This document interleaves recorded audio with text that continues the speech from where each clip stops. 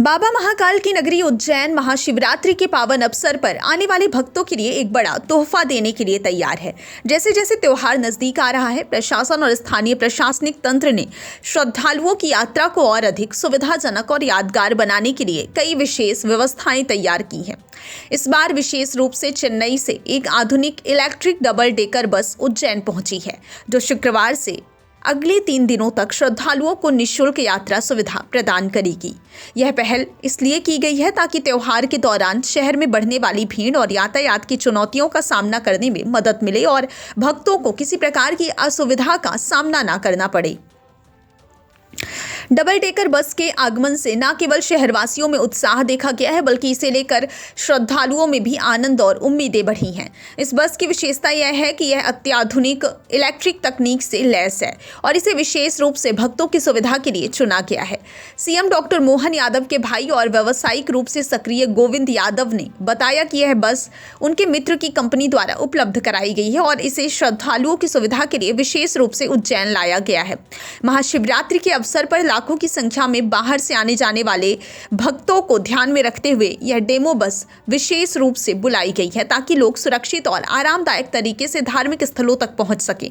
बस का संचालन पूरी तरह से निःशुल्क होगा और यह प्रशासन द्वारा निर्धारित मार्गों पर चलेगी। इससे भक्तों को न केवल यात्रा में सुविधा मिलेगी, बल्कि शहर में सामान्य यातायात व्यवस्था भी सुचारू रूप से चल सकेगी। स्थानीय प्रशासन ने बताया कि डेमो बस के आगमन का उद्देश्य यह भी है कि भविष्य में शहर और आसपास के क्षेत्रों में आधुनिक इलेक्ट्रिक बस सेवाओं को बढ़ावा दिया जाए। इसके साथ ही यह प्रयास शहरवासियों और यात्रियों को इलेक्ट्रिक परिवहन के महत्व और लाभों से भी परिचित कराएगा।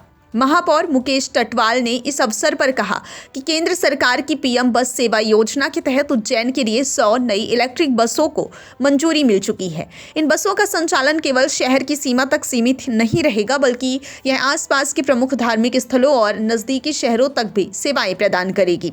हालांकि उन्होंने यह भी स्पष्ट किया कि इन सरकारी इलेक्ट्रिक बसों की शुरुआत में अभी कुछ समय लग सकता है, लेकिन यह योजना आने वाले समय में उज्जैन और आसपास के क्षेत्रों में यात्रा को और अधिक सुविधाजनक बनाएगी। इस वर्ष महाशिवरात्रि के अवसर पर उज्जैन आने वाले भक्तों के लिए यह पहल विशेष महत्व रखती है।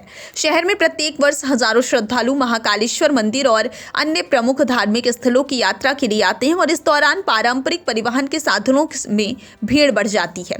इस समस्या को देखते हुए डबल डेकर बस को विशेष रूप से निःशुल्क सेवा देने के लिए लाया गया है। यह बस शहर के मुख्य मार्गों और प्रमुख धार्मिक स्थलों को जोड़ते हुए श्रद्धालुओं के लिए आसान और सुविधाजनक यात्रा सुनिश्चित करेगी।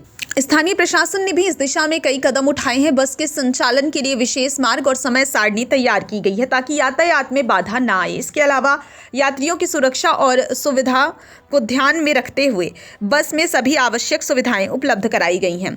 इलेक्ट्रिक डबल डेकर बस न केवल पर्यावरण के अनुकूल है, बल्कि यह शहर में प्रदूषण को भी कम करने में सहायक होगी।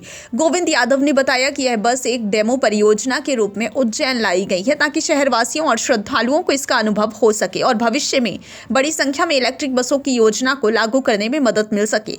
उन्होंने यह भी कहा कि महाशिवरात्रि के दौरान आने वाले भक्तों के लिए यह एक सुविधाजनक और यादगार अनुभव होगा। इस बस के जरिए भक्त न केवल आसानी से मंदिरों तक पहुंच पाएंगे, बल्कि शहर के विभिन्न हिस्सों में भी बिना किसी झंझट की यात्रा कर सकेंगे। महापौर मुकेश टटवाल ने इस अवसर पर यह भी बताया कि उज्जैन शहर की यात्रा और यातायात व्यवस्था को सुधारने के लिए भविष्य में और भी कई पहल की जाएगी। इलेक्ट्रिक बस सेवा केवल धार्मिक यात्रियों के लिए ही नहीं, बल्कि सामान्य शहरवासियों के लिए भी एक नई सुविधा साबित होगी। इसके अलावा यह योजना उज्जैन को स्मार्ट और पर्यावरण अनुकूल शहर बनाने की दिशा में एक महत्वपूर्ण कदम है।